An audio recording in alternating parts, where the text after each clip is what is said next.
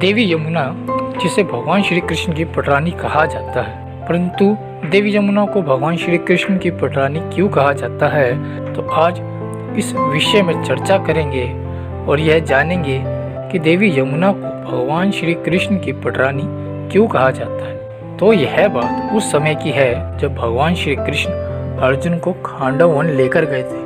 तब कुछ दूर चलने के पश्चात भगवान श्री कृष्ण और अर्जुन थक कर एक वृक्ष के नीचे बैठ गए और विश्राम करने लगे। और थोड़ी देर पश्चात ही जब अर्जुन का कंठ सूखने लगा, अर्थात अर्जुन को प्यास लगने लगी, तो अर्जुन उस वन में जल की खोज के लिए निकल पड़े।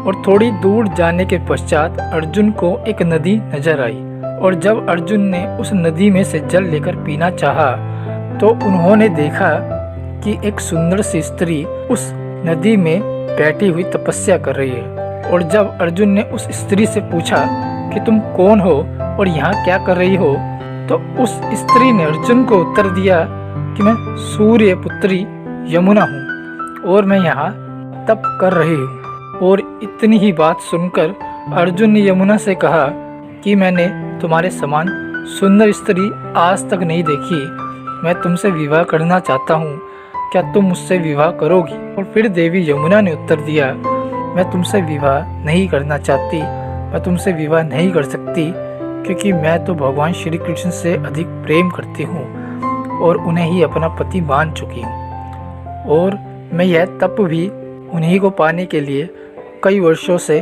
कर रही हूँ। और फिर अर्जुन ने श्री कृष्ण को इस बात के विषय में सब कुछ बता दिया। और फिर भगवान श्री कृष्ण यमुना से मिले और उनसे विवाह करके उन्हें अपनी पटरानी बना लिया।